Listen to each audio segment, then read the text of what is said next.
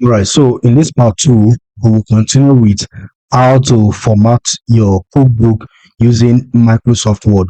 So how do I achieve all of this? So for me to be able to achieve this design, I will still go back to what we already did with Canva. So if you look at this Canva here, you will see that there are different sections here that makes up this design. So this section is what will inspire how I arrange my design with Microsoft, so that I don't end up because one of the issues is that when your Canva note has become quite bulky, let's say it's running into 80, 50 and all of that, network is quite unstable, so you might end up having it experience that hanging document. It won't be loading fast, right? So let me use this template now to achieve this same kind of design with Microsoft. So to do this, all I just have to do is to head over to my Microsoft Word. First, let me count the section we have here. So we have one, this is one, this is 1, 2, 3. Okay, 1, 2, 3. So I need 3 tables. Yeah, I need 3 tables for this. So let me use this same recipe. So I need 3 tables for this. So I will come over here. Let me hit this. Let me hit this down, and then I will start from here. So I need 3 tables for that. So I will come over here and say 1, 2, 3. So all right. So the first section of the table is for the recipe name. So I will merge this table together. I will merge this first table together so that it serves as a section for my recipe name. So I will come to table layout, and then I will click on merge cells. So I'll copy this and paste it inside here. When I paste it, I will come to table layout and use center. Perfect. So we have achieved that. Then the next section is ingredient. Okay, so we'll go head back, and the ingredients will be here. So I will just copy all of these ingredients, copy this and paste here. That's the ingredient. And then the next section is what do we have here? Image and preparation time, right? So image and preparation time. So let's head back. So to add the image here, this is already table. So you come over to insert picture, and then this device. Let me just pick any random image that I have here and add it up. Okay. All right. So let me use this image that I've generated using Leonardo. Yeah. So the image is still bulky, so I'll have to adjust it. I'll just drag it. All right. Let me expand it a little. Perfect. So that's that for this. Then the next section here is the text. So okay. All right. So the preparation time, where is it here? So preparation time, cooking time, and all of that. So I'll copy this and paste. Yeah, this way I'm not using data. The only time I might be using data is when I'm generating images, right? So the next thing here is nutritional information and historical context. So I'll come over here. That will be for this section. Nutritional information. Okay, yeah, sorry, let's insert the cooking instruction first. So cooking instruction, I'll copy this and I'll head over to the next section of this table and paste. Don't worry, we'll still adjust all of this. And then the next section of this table, which is this, is the nutritional information and historical context. So you can still put that in different table if you wish. Yeah, so paste this here, and then to add another line so that this is different from the historical context, you can come to draw table, and then you just draw a line across. So we have that now. So that's different section now. So all I just have to do is to copy this out and paste here. Perfect. So this is ready. So the next thing for me to do is to, I don't like all of this green line that is showing there, so I will have to remove it, right? So to remove that, you come to table design, and then you use this plain table 4. Plain table 4. So if you click on that plain table 4, it automatically remove all of those line. But if you don't want to do this plain table 4, because it end up underlining all of this, I will show us how to remove this. You can, there's another method for you to achieve that. You can come to border style. So you can come to borders, and then you click on no border. Everything is out. So there's no border on it. It just look like a normal design. Yeah, everything look like a normal design, but in the actual sense, we use table to achieve this. So yeah, that's that for this. So let's say this, I want to add additional design to this. I will just have to increase it from 14 to, let me first change the font style to this, and then from 14 let me use 16 or 20. Yeah, and then this, I'll also change this as well. Yeah, so I'll just do 1 or 2 formatting here to give it that professional look at the end of the day. So make this 16. Yeah, and same to this. Okay, this is 3. So let me just do modify here so that everything will have that uniform look at the end of the day without me having to repeat this. Perfect. So everything is updated accordingly. So now we have this ready. So I can increase this a little, make it bold, and then keep it at this number.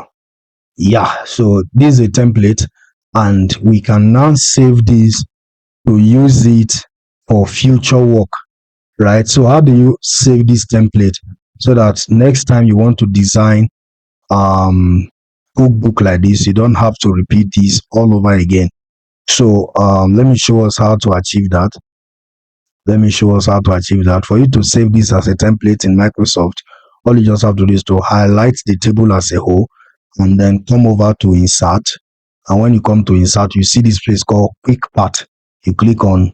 So what is quick part? Quick part said insert pre-formatted text, auto text, document properties, and field where anywhere in the document. To reuse content in your document, select it and save it to the quick part gallery. So I want to be reusing this, so that's why I've selected it, and then I'll click on this, and I'll click save selection to quick part gallery. So I'll save it. So what should be the name? Classic beef template 1. Temp 1. Classic beef temp 1. So I'll click OK.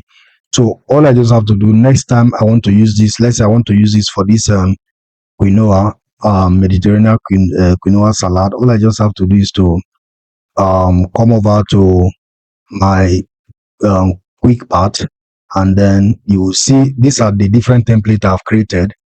So this one of the template I designed.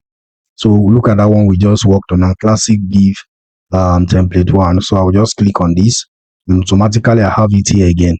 So all I just have to do is to copy this Mediterranean this, and go to this section and replace it with this. Okay, let me do this. Yeah, so the next thing for me to copy here is let me copy nutritional preparation time and all of that, and then I come over here, highlight this one, and click on okay, match with this. I replace it. I come over to the ingredient, I copy the ingredient, and I head over to ingredient section, and I will hit on paste. I'll come over to cooking instruction. I'll copy the cooking instruction, head over here and paste it. Paste. Copy the nutritional information and all of this. I'll head over here and paste it as well. Paste. And then I'll copy the last one, which is a historical context. I'll copy this, head over here and paste. So this is ready. This one is ready as well. So let me reduce this. Oh, I just scatter this. All right. So yeah, but this space is too much. Let me try to adjust this. Let me try to adjust this.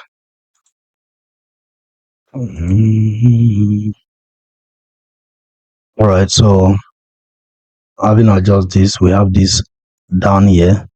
But I really want this to pull up. So let's just delete. All right. So here's what we have at the end of the day. And as you can see, everything has been arranged accordingly. You know, it is always important that you go through your work to ensure that everything is properly arranged.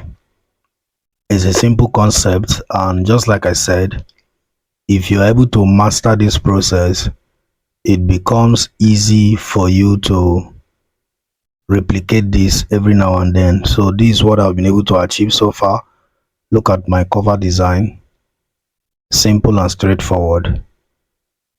So this will go a long way to help you, and you can save this as a template. So in a situation whereby you use that plain table 4 and it decides to show you this way, just go to modify style and then try to remove the bold and make the necessary adjustments so that it doesn't look that way, because if you leave it that way, it won't make sense and it will alter the beauty of the work, right?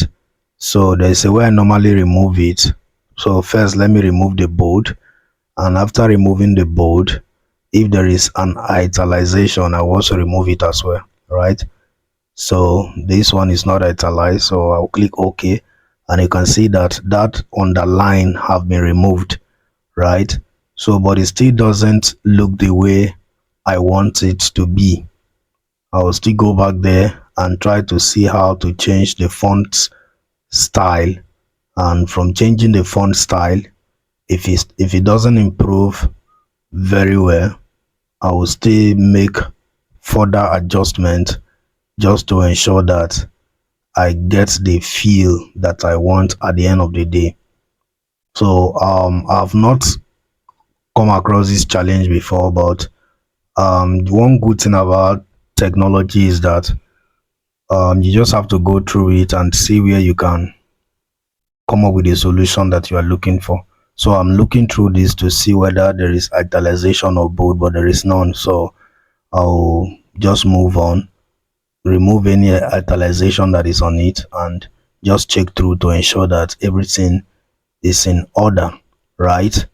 And as soon as that is done, I will just click on OK and use this other method. I will go to the home tab, and on the home tab, I will just change the font style, bolding everything, and remove the bold, and automatically everything will align accordingly.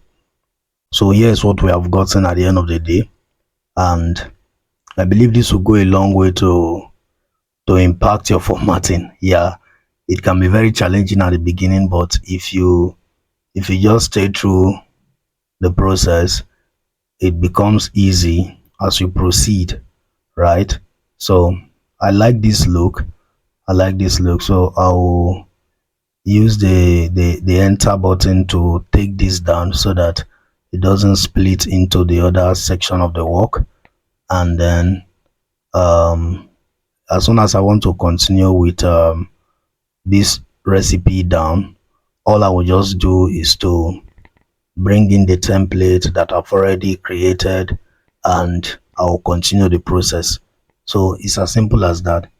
Yeah, it's as simple as that. So I want to continue this. I will just go back to the quick part and then bring it in. So but in a situation whereby you don't want to be moving up and down, go to insert, go to quick part and all of that, just go to insert, go to that quick part and right click on it. You will see add to quick access toolbar. So mine I've already added it, that is why it's no longer active. But yours, if you haven't added it, you will see that that place is active for you to click, and when you click on it, you automatically add that quick part to the quick access toolbar, so that it will appear at the top section like this, just like mine is showing. And in that way, whenever you want to insert template, you just to click on it, and these are the template that I have created. So I just click on any one that I want to use and I use it. So that is one of the cool things that you can do for yourself.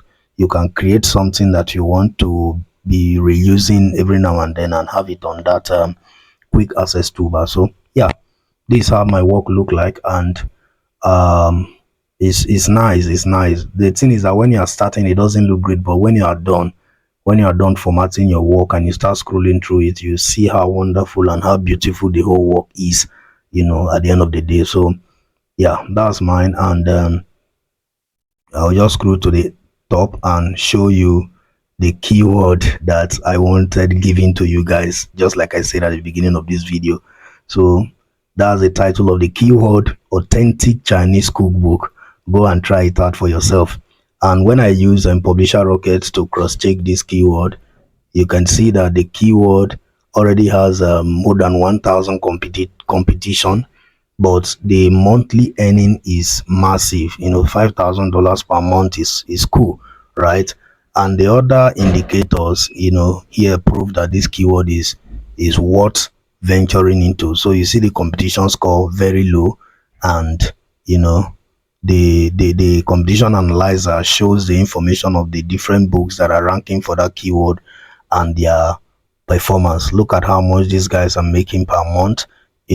So if you position for this keyword, you have the opportunity to also benefit from this massive market that is already on ground, right?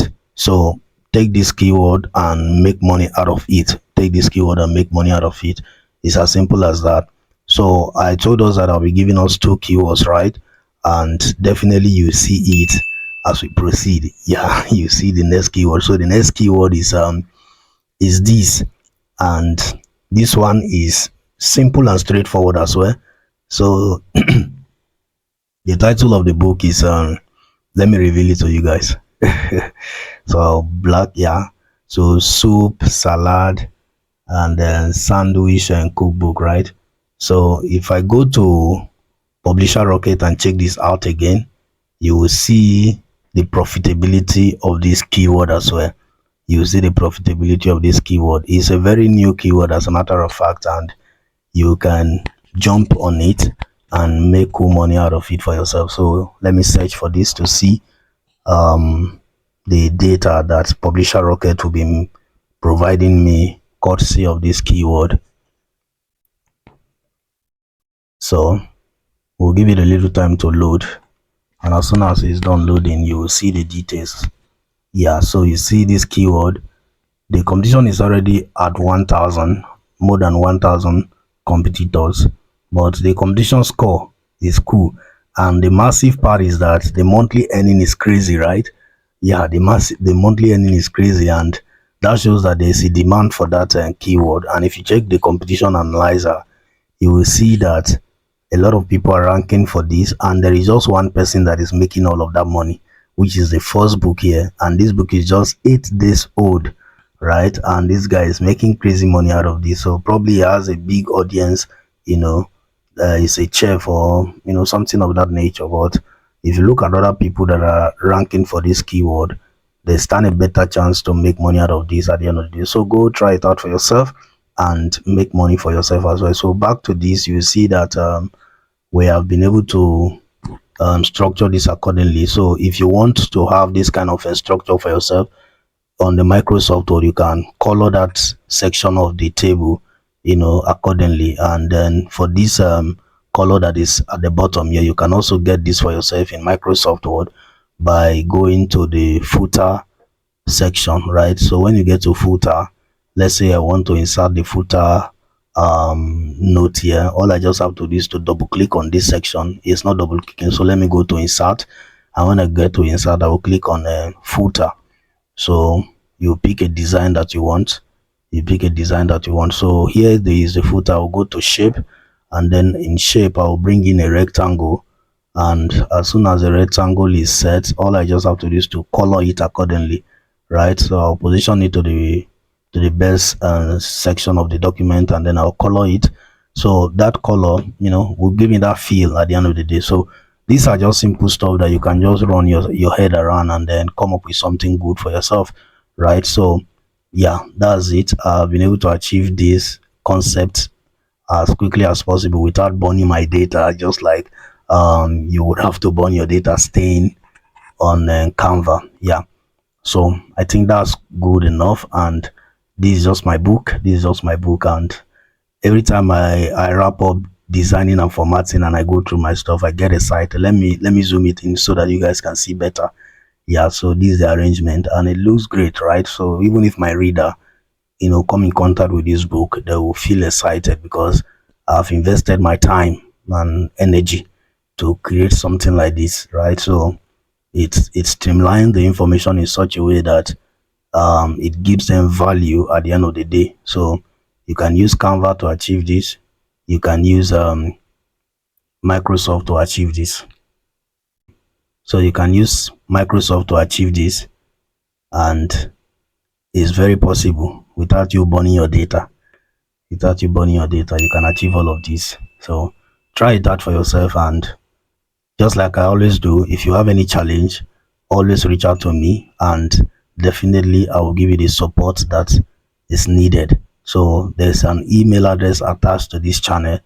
Just click through the email address and then send me an email.